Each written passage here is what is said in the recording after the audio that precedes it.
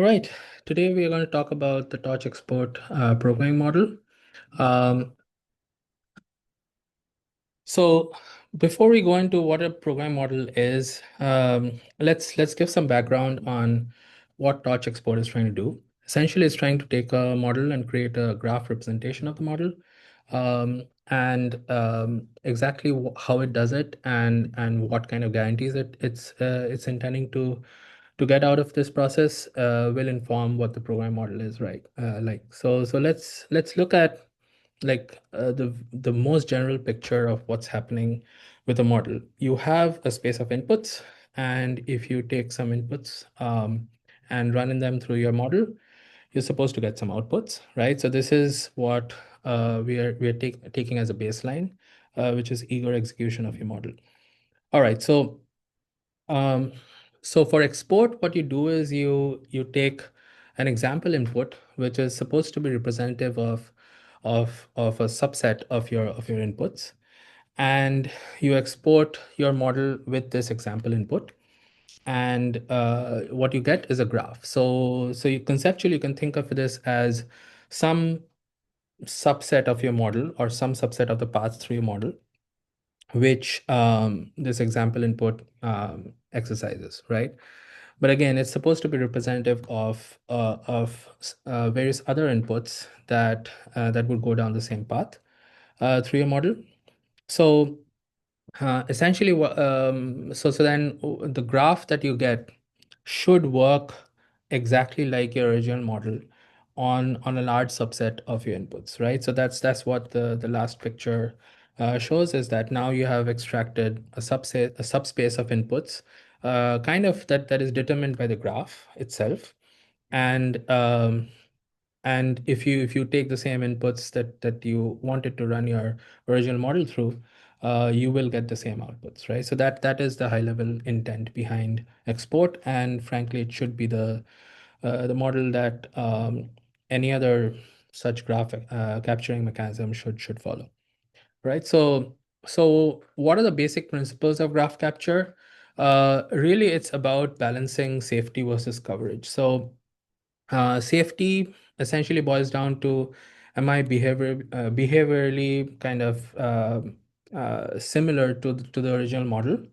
And coverage means that you are able to run this process through a large set of models, right? So you don't have to sort of be very pedantic about how you write your models in order to go through this process, right? So now one of the key observations is that any such graph capturing mechanism, ultimately, how you design it comes down to an important decision on what can change after you're exporting versus what is fixed at export time. So um, colloquially, you would say, what is dynamic and what is static. You need to sort of, this is a design decision that need to make when you're designing a graph capture mechanism. All right, um, so if safety and coverage are your two axes, you can plot how various technologies that try to do this, that came before Torch Export, where they lie in the spectrum. So if you look at JIT-Trace, it had high coverage, by which we mean it will successfully produce a graph for a large set of models, but it is low on safety, as in it doesn't really define what subset of inputs would give you valid outputs after you get your graph.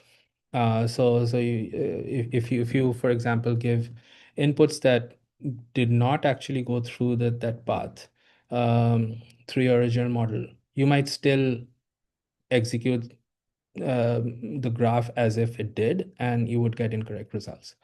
JIT script was, in some sense, the opposite, in the opposite side of the spectrum, where its coverage is pretty low. You have to work really hard to sort of be constrained by the parameters of what JIT script is happy with when you're writing a model. But once you do that and it passes JIT script and you get a graph, it's likely to be safe, right? So FX trace is another intermediate thing that the PyTorch team developed. which uses symbolic tracing instead of sort of tracing with uh, exactly the inputs that you gave. So it generalizes the inputs a bit more. So it covers more models than JitScript because it's easier to use, but it also sort of is not as safe as JitScript. It's safer than JitTrace though. Um, so where is export on this spectrum? Well, export tries to have a design that gives you high levels of safety as well as high levels of coverage. And it comes down to, again, being very careful about what can change versus not change at export time, after export time. So it the principles are shown on the slide. Basically, the first principle is that the graph must not depend on tensor data because we assume that the tensor data will change across runs. There's no way that you will run with exactly the same tensors that you provided uh, when you provided these example inputs. On the other hand, we found that it is useful to specialize based on tensor shapes. So tensor shapes would would be an abstraction over your tensors that says, okay, the data might change, but the shapes will not change across runs. So we can specialize, and the more we specialize, in some sense, is correlated with how easy it is to export your program. And also, you can do optimizations based on these specializations. Another decision that export makes is that anything that is unrelated to tensors, they can be fixed. So this includes constants in your program, which are sort of burnt into the graph. This also covers um, any containers that you use, Python level containers that you use in your program. Their structure is fixed. So anything that is not tensor is essentially specialized. All right. So rather than explain to you um, what the programming model sort of rules are, in some sense, it's easier to just show you a series of examples that help you have some mental model of what the program model is like. And the benefit of a program model is that you can use this understanding to predict what would export do on your program, right? So that ultimately that's our goal for this video. All right. So let's look at some examples now. So the first example we will look at is this constant specialization idea. So if there are any constants in your program, they will be inlined and folded in. And so this example shows you what will happen. Let's say if your model has a tensor, which, as we said, it's assumed to be dynamic, but you also take an int, and here we pass in the constant 3 at export time.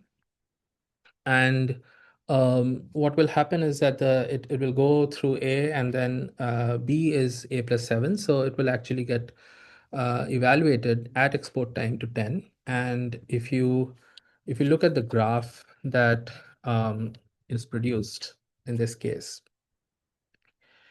you would see that um, 10 as a constant appears. So that's 3 plus 7. All right, so here we are taking what does export expect? It takes the model instance and your inputs, and it produces some graph that x is kept as x, but a whatever the value that you gave at export time, it sort of used constant evaluation to figure out what should go into the graph. All right, so yeah, I also talked about um, Python level containers that you can use and how their structure is also specialized, right? So here we have another example of a model that takes a list of tensors and a list of ints, and basically does a very similar thing as the previous example. It sums over the list of constants, and then it adds that to this to a sum of tensors that you also provided as a list, right? So at export time, you decide to provide a list of two tensors and a list of three constants. Um, and if you look at the graph that was produced in this case, um, you will see that um, it Okay, so you will see that it created a graph with 5 inputs. 2 of them are tensors and 3 of them are constants. Um, and it did the sum over the list, basically the sum over the 2 tensors, and it added the list of constants, but it actually constant evaluated the constants, right? So you provided 3, 4, 5, they got summed to 12, and you see the number 12 in the graph, right? So this gives you an idea of what at export time gets burned into the graph and what doesn't, right? So the structure of containers gets burnt in, constants get burnt in, the tensors themselves do not get burnt in. All right, so this is a good place to maybe sort of have a digression and say that okay, maybe I don't want to use just vanilla primitive built-in types. I want to have a data class that represents my inputs. And so this example is exactly like the previous example, but I am packaging up my inputs in a data class, and my model takes data in the form of that data class, and then it does exactly what we did before. So what happens here? Well, if you just try to run this as is, this will not succeed export, because export does not know what your data class is, and in particular it cannot flatten it into that kind of list of inputs that we saw, right? In the previous example we had 5 inputs, so we knew how to kind of sort of flatten the lists out into individual things. Here we don't know that, but it's a one-line change to your model or to your exporting workflow to do this. So use a registration mechanism that we provide for data classes. There's a more generic registration mechanism for arbitrary classes as well. Um, so if you do this, then we know how to inspect into a data class and sort of flatten it out. So now you see that you get exactly the same graph as in the previous example, where you have 5 inputs, 2 of them are tensors, and so on. So it just basically opened up the data class and did its thing. And it's still specialized. It still evaluated the constants. Okay, so what else is specialized? So let's look at that. So I mentioned in the principles that while we do not specialize on tensor data, we do specialize on tensor shapes. So in this case, what you're doing is, instead of taking a list of constants, you're taking a list of tensors, but we are extracting the shapes out of those tensors and doing some evaluation on those shapes. In particular, we're taking the sum of the shapes. And then we're doing exactly what we were doing before. So here, instead of passing 3, 4, 5, we are passing in tensors of shapes 3, 4, 5. And what will happen in this case is, I mean, should be obvious if you're following what I'm saying, which is the shapes would be treated as constants, and you would get the same graph that you were getting in previous examples, right?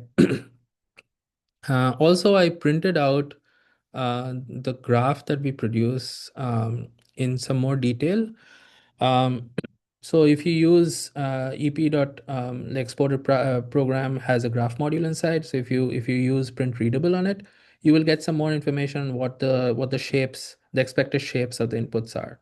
So in this case, we used shapes 2 and 2 for the list of tensors, and then for the constants that were for the shapes that for the list of tensors for which we were extracting the shapes, you can see that we are expecting tensors of shapes 3, 4, 5 here.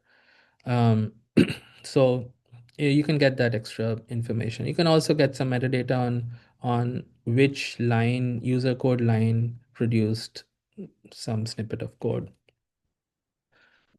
All right, um, so that's what we do for shapes. We specialize them, but we also do some more on shapes. So just like you can do manipulations on constants, and we would follow along. There is a mechanism to propagate shapes through your other operators as well. So here we are using um, torch.cat, instead of summing the shapes, we are concatenating the given list of tensors and taking their shapes.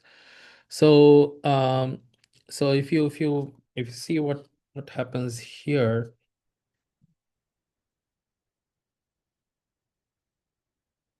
you will see that again we found out that the sum of the shapes was 12, but now we are getting to the sum in an indirect way. So how are we doing that? So torch.cat would basically concatenate the given tensors. So if you pass in shapes 3, 4, 5, it will get a new tensor of shape 12, and you can see that as an intermediate, like the shape of an intermediate value, which is the output of the torch.cat operator, and then the rest of it follows along. So this is very, very nice, because you know that inside the PyTorch compiler is actually tracking the shapes of individual operators, not just the inputs, but it can sort of continue the reasoning through your model.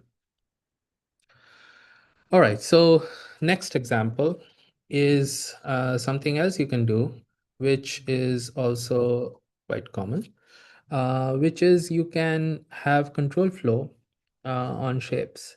And because we understand shapes at compile time, we can actually understand which branch to go to go and continue to produce a graph, right? So export is a tracing based compiler. So we are actually going through certain paths in your program as and we are capturing them. Um, so in this particular example, you passed in shapes 3, 4, 5, and we concatenated them to a tensor of shape. Oh, sorry. So here I was going to hide these inputs. So let me run this program again. Okay, so initially we are passing in shapes 3, 4, 5. Yeah.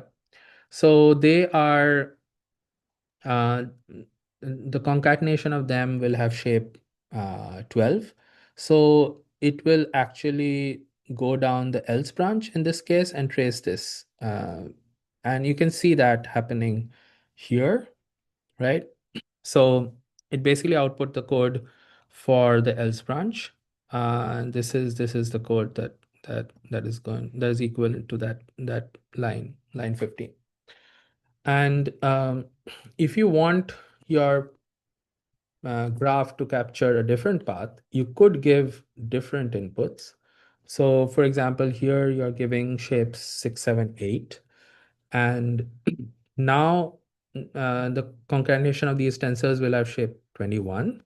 And so it will go through the true branch now, because the condition was that it should be the shape should be more than 20, and in this case is 21. So yeah, if you rerun the export, now you're seeing that the concatenation indeed has 21, and so now it has traced the true branch, which is this line, right? And so you get an idea that the graph would be specialized to the shapes that you provide at input time. So your example input is supposed to be representative of the set of inputs you care about for inference. And so depending on what that subset is, you might get different graphs. And so this kind of sets expectations on that. All right, so this immediately makes you think of, like, okay, what if I want to capture the graph in a more generic way and not really specialize that much on shapes? And this is where dynamic shapes come in. So to illustrate that, let's pop back and like remove the complexity from the model and think of a very generic kind of operation like add right? So you take three tensors xyz, and I'm going to matrix multiply the y and the z and add x to it. So that's what this forward method does, right?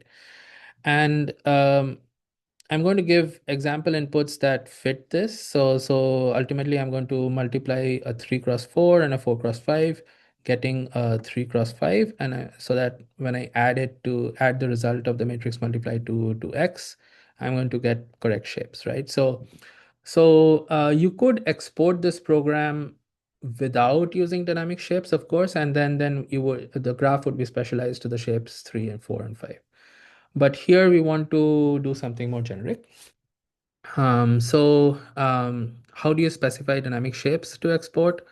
Well, there are many different ways. One convenient way is that you can create a shapes collection and just add shapes of your input tensors to that. So you're going to use XYZ as your example inputs. You can specify that each of them are two-dimensional tensors that have dynamic shapes. And the way you do that is by saying they're dim.dynamic. Um, so if you try to export this program, the exported like the oh so I'm sorry. So this is another example where I want to show more things later. So let's not get ahead of ourselves. So let's just take try to export the thing that we said. Okay, and then in in the input shapes, you will see some symbols coming up now. So instead of 3, 4, 5, you're getting these symbols that represent the generality of this model, right? So let's say Y has shape S0 cross S3 and Z has S3 cross S1. Then the result will be of type S0 cross S1, and then you can add it to another S0 cross S1, which X is now constrained to be, right? So the matmul, as I said, will be as S0 cross S1, and then X is of the right shape, so the addition will also be S0 cross S1, and everything succeeds. Okay, so now if you think about what happened behind the scenes, right? So we while we are tracing, we are, as I said, we are propagating shapes, and now but now we are propagating shapes in the symbolic form, and we know that certain shapes have to be equal for some operations to succeed. So the symbolic reasoning that is going behind the scenes is kind of constraining the system so that you get the right shapes out. So this is kind of like type checking, but except that it's happening at the level of tensor shapes. All right, so yeah, initially the errors that we were seeing was because I wanted to show some more variations of this program. So one of the things you can use to test whether the graph is truly kind of generic in dynamic shapes, or whether it was overly specialized to the shapes that you provided, which was at the end of the day is still concrete shapes like 3, 4, 5, right? So you can try to do this, run this program with different shapes, right? So you can say that, okay, we are going to everything is going to be 6 tensors now. Z would be some random tensor, and we are going to multiply it with identity matrix, and so we are going to get back the same tensor.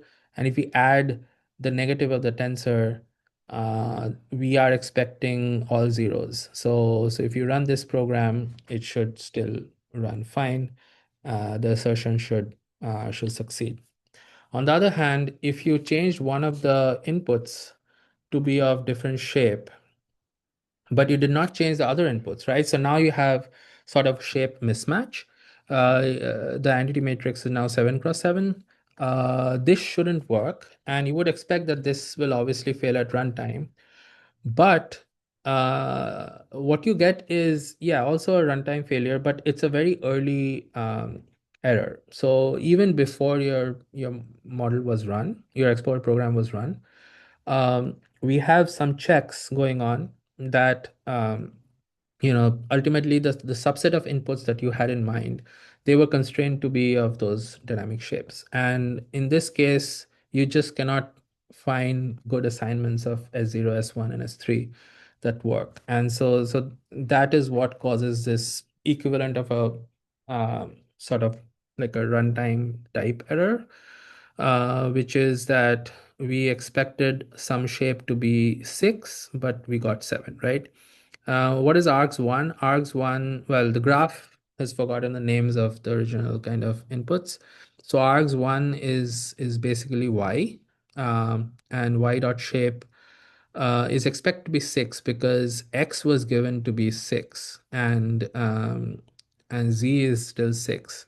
So the 7 is the one that is a problem here, and you get error message very early on when you're trying to execute this graph. All right, so dynamic shapes also get propagated. It shouldn't be a surprise at this point, but we just want to show that as an example. Instead of passing in one z, if you passed in sort of a list of tensors and you concatenated them and continued with that operation, you can. Of course, the example inputs have to now be arranged such that you don't get any obvious mistakes. So here we are still expecting the concatenation to have shape 4 cross 5. So one way you can do that is by having two tensors, um, uh, each of shape 2 cross 5, right? So this should work. You specify the dynamic shapes for all the tensors in your inputs. Everything, let's say, is dynamic to begin with. Here you're not really saying which shapes should be equal. You're letting the system figure it out. And so this should work. Um, so let's see what happens here.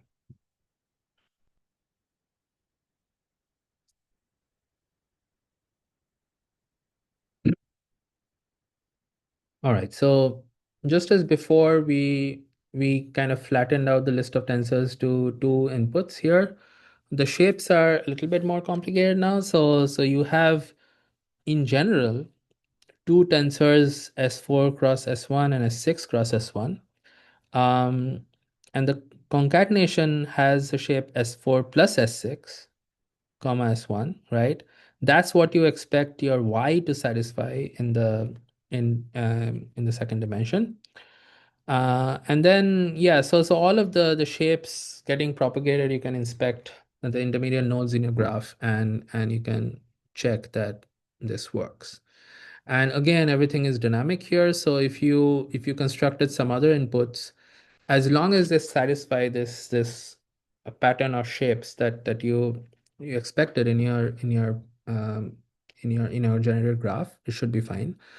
So here we are concatenating two tensors whose first dimensions are 2 and 4, so they will produce a 6 cross 6 matrix and everything will be fine. So this means that the assertion should also succeed. And actually, yeah, I didn't I ran the assertion as well as part of the initial run. So the fact that it passed tells you that yeah, it worked.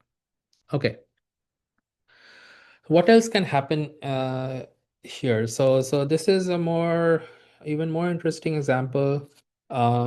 Here we have more or less the same program, but now we are sort of taking a slice of one of the input tensors. We're taking the first three. We are slicing the original X tensor and taking the first three rows. So what do we expect to happen here? Let's see. I don't want to run things too much. I just want to do the export. So um, so we pass in a tensor that has a lot of rows, but we know that only the first three will be relevant. And if we choose to add that to the rest of the matrix multiplication, we expect y to also have the first dimension be 3. So that's why we are passing in this value, this shape of tensor. And zs again will be concatenated, so it should match up with the 6. So 2 plus 4 is 6. So this should work. We made one small change in a dynamic shape spec. Y has no choice other than being 3 here because of this hard coding of the index value 3, right? So if you passed in dynamic, we would actually error here, because if you expect a dynamic shape and it turns out to be like specialized to a constant, then we would say, okay, you expected your shape to be dynamic, but it's not, right? It actually got specialized to the value 2. So I'm not going to show you the error that happens here, but the suggested fix that will pop out is that you need to make this static, right?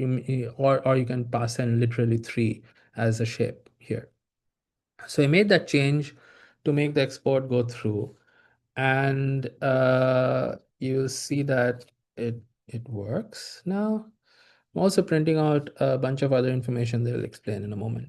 So yeah, the shape, the names changed, but the same thing is happening, right? So you have S3 cross S1 and S5 cross S1, and you have S3 plus S5 here showing up. There's an initial slice operation, and you can see that the first dimension has to be 3, and that shape is actually specialized and burned into the graph. And one other way you can get to this information is that here is a little snippet of code I wrote where you're going through the nodes in your graph and matching on nodes that have name X. Here I know that only the input node will have name X. Each node carries some metadata that will give you the shape, and this is how we actually print out these shapes when we are printing out the graph. And then there's another part of the export program that records some range constraints. So just pop back here and think about this, right? So we passed in a 7 cross 5, and we were successfully able to index into that. What if we pass something where whose first dimension was less than 3? Then the index operation would not succeed. So actually, when we are exporting, we are not only propagating the shapes, but we are keeping track of the bounds on those shapes as well. So if I print out what is the lower bound of this symbol as 0, we will see that it is at minimum, it has to be 3. So that makes sense, right? Because no matter what other values you provide to X, the first dimension has to be at least 3 for the dimensions for the slice to work. So our example inputs match that. Um, if we try to run this code, then we would get an error because we said that the first dimension of y has to be 3. So that's one kind of error we are used to, where we burnt in the value 3 into the graph and you provided a 6. So that's not good. So we will get an early error on that. Um, Likewise, if you passed in an x where the first dimension was too little, it's not a minimum of 3, then the early check will also tell you that, right? So here we are saying that, okay, I expected arg0 is x, that shape to be greater than or equal to 3, but we got 2, right? So you get these kinds of early checks. And these are a result of the shape propagation that we have. All right, another thing that to keep in mind is that your model can have state, and state will always be assumed to have static shapes. There's no way you can make them dynamic. And if they interact with the rest of your model, then they can force other shapes to become static as well. This makes sense because your model can sort of mutate state and do other funny things with it, and it's impossible to track all of that through one run of your program necessarily. So we do not allow your states to have dynamic shapes. And so the effect of this on this particular program is that um, you will yeah, you will get some static shapes. So your state had shape 4 cross 4, so you will see that 4 cross 4 appear somewhere.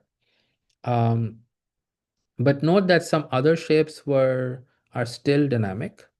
Um, what we did here was we instead of deciding which shapes should be dynamic or static, we use some other thing called dim.auto, which allows your shapes to be either static or dynamic, right? And it just figures out which one is which by itself.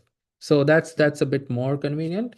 Of course, if you want more control, there are other ways of specifying dynamic shapes where you can name them and give them bounds and so on. I'm just showing you some kind of very quick ways of doing this while letting the system figure out most of it.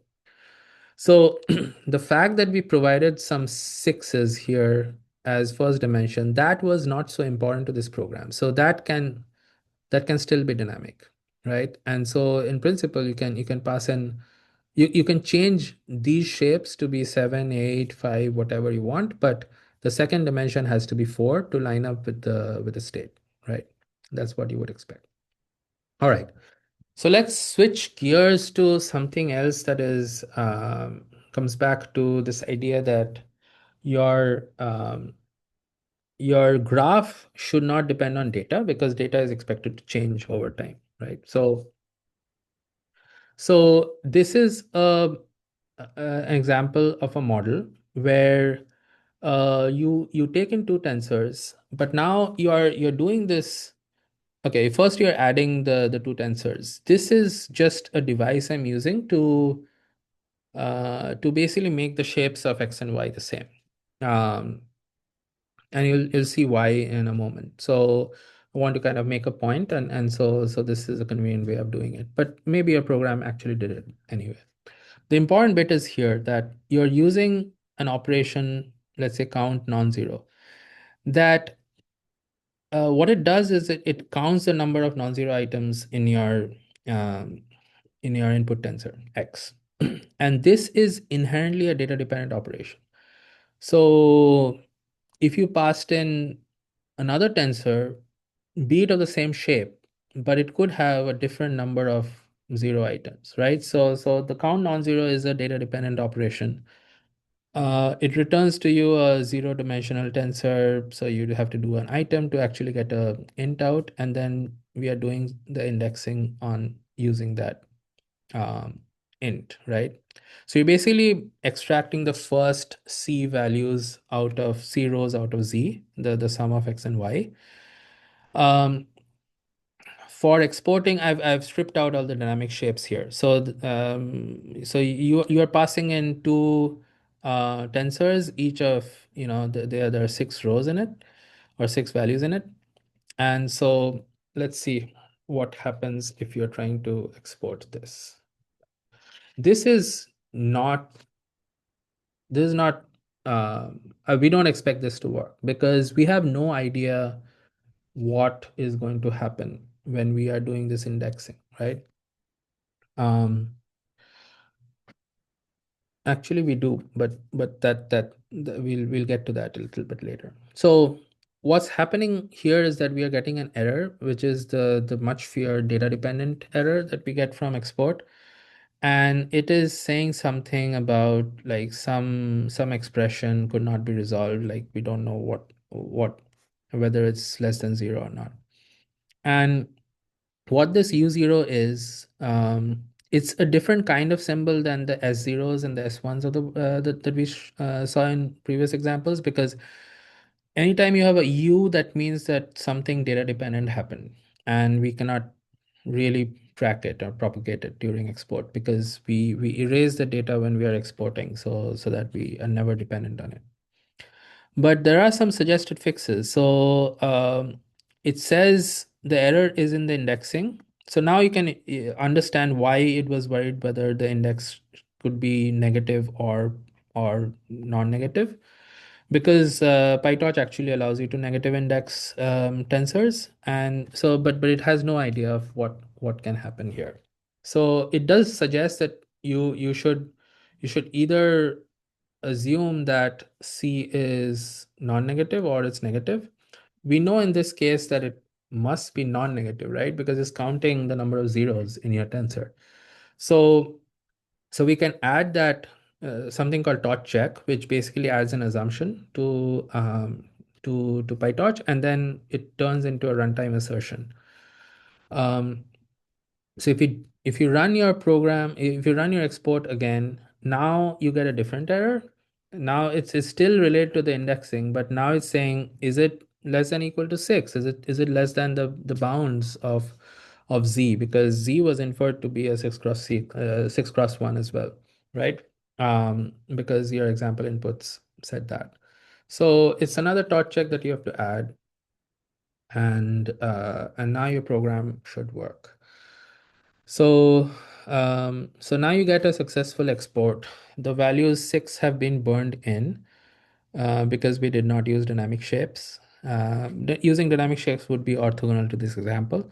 The important bit is that um, the result of non-zero, right? It's a zero-dimensional tensor. If you take an item out of it, we do not know what value it will have. So it is a symbolic int.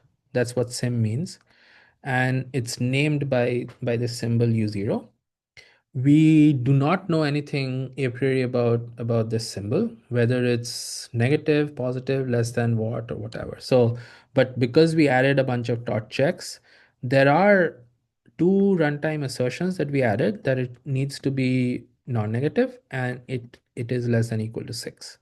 And then we do the slice, right? So this is what happened here. But now zoom out a little bit. Now you're not happy with the situation. Why? Because you had to add a bunch of torch checks. Well, it would be okay if you needed to add the torch checks if they were really justified. If really the PyTorch compiler could not figure out ever what was going on.